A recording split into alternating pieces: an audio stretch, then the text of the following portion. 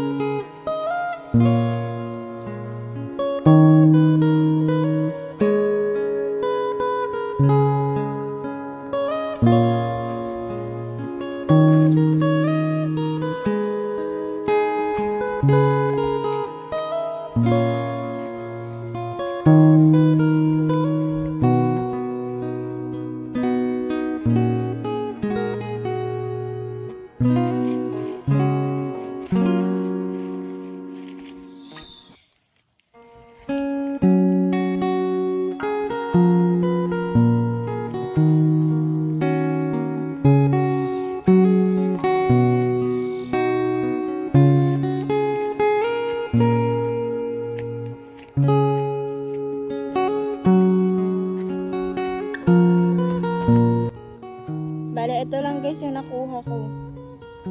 Wala na akong ibang nakitang lubi-lubi. Konti lang pala.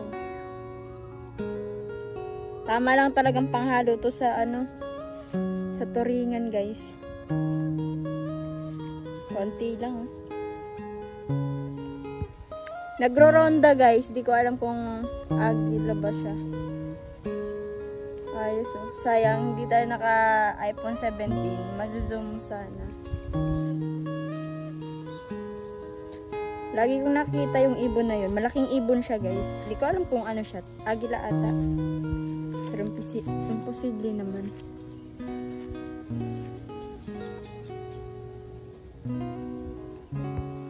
Hindi kasi makita dito. Sayang. Asa na? Yung ibon talaga namin na si Kubawan talaga, hindi na talaga nabalik o nakabalik. Siguro may tao siyang nakita tapos sumama.